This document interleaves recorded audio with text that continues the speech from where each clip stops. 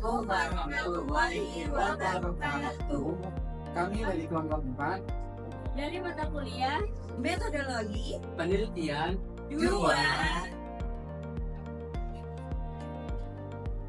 Perkenalkan, nama saya Muhammad Ali Hasan. Di sini saya akan menjelaskan tentang pengertian dan jenis-jenis dari penelitian grounded theory.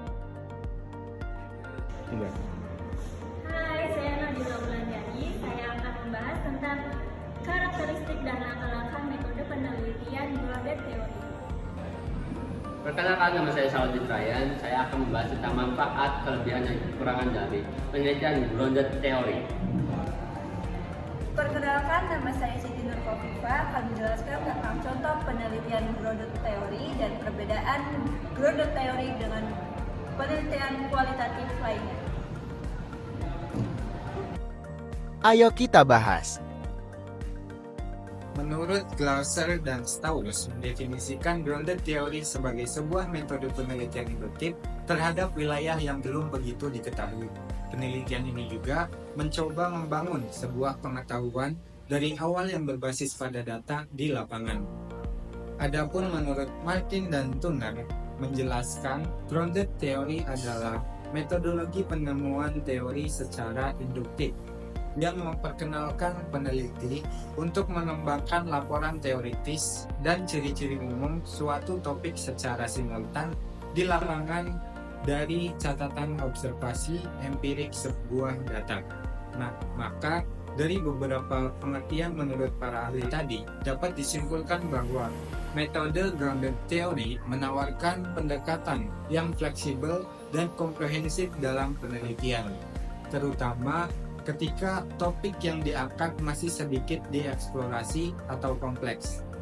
Nah, grounded theory juga memungkinkan peneliti untuk membangun teori langsung dari data yang dikumpulkan sehingga menghasilkan teori yang lebih relevan dan kontekstual sesuai dengan realitas yang dihadapi subjek penelitian.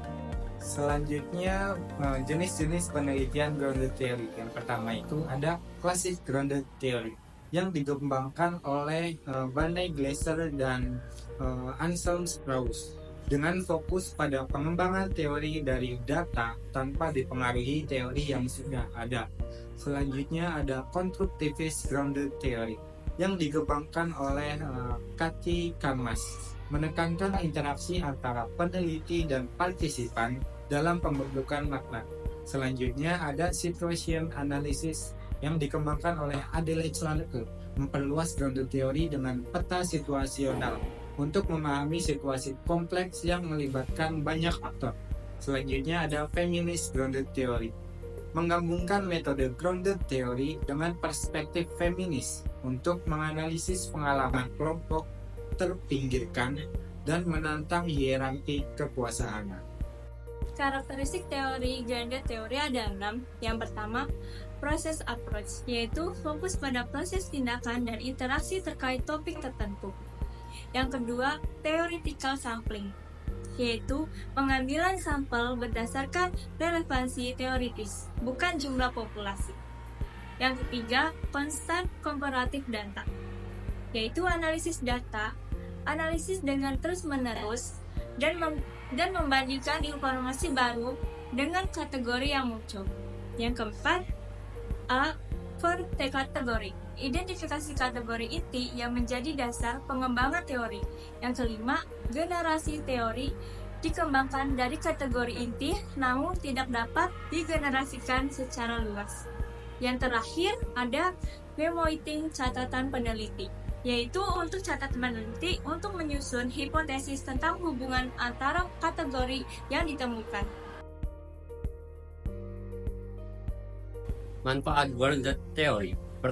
Yang pertama, perkembangan teori baru.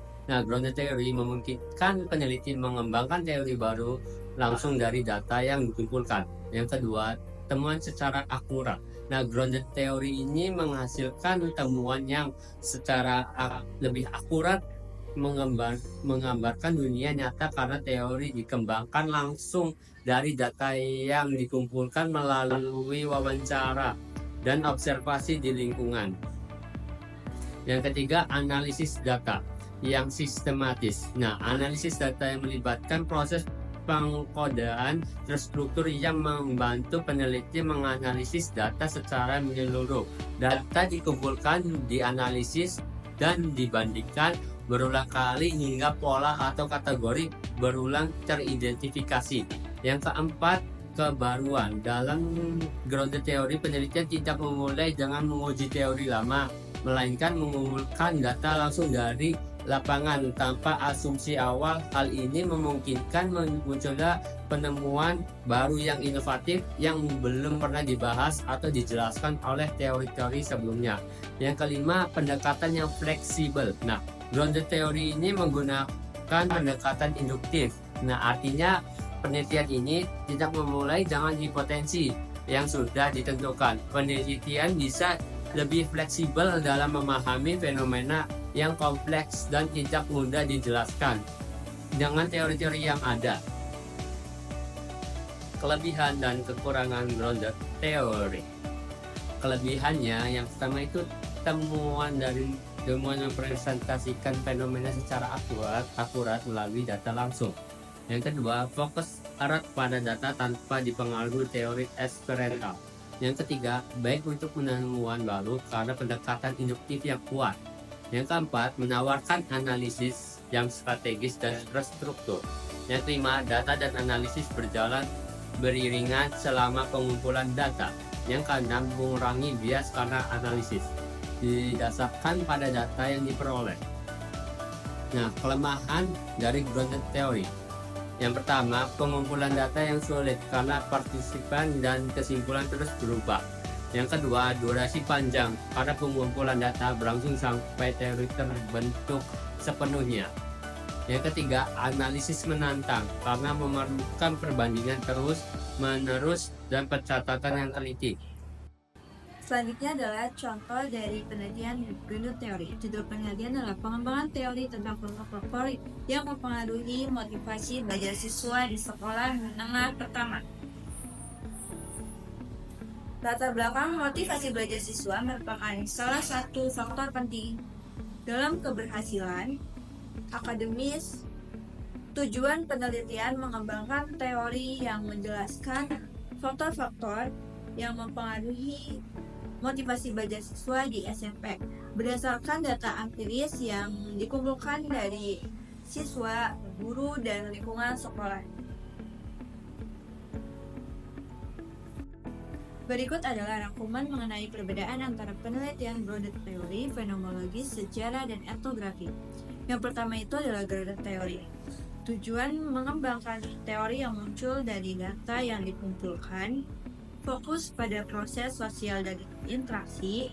Metodenya itu adalah pengumpulan data kualitatif, wawancara observasi dengan analisis simultan untuk mengumpulkan pola dan kategori. Selanjutnya yaitu fenomenologis. Nah, tujuan dari penelitian fenomenologis adalah memahami pengalaman subjektif individu dan makna yang mereka berikan terhadap pengalaman tersebut. Metode yang dilakukan adalah wawancara mendalam dan analisis naratif untuk menggali pandangan individu, berusaha melihat dunia dari perspektif partisipan. Yang selanjutnya adalah historis. Nah, tujuan dari penelitian ini adalah mempelajari dan memahami peristiwa masa lalu serta dampaknya terhadap kondisi saat ini. Metode analisis sumber primer, dokumen arsip, dan sekunder untuk mengkaji peristiwa dan tren historis. Nah, yang terakhir adalah etnografi. Tujuan dari penelitian ini adalah mempelajari budaya, kebiasaan, dan interaksi sosial kelompok tertentu melalui observasi langsung.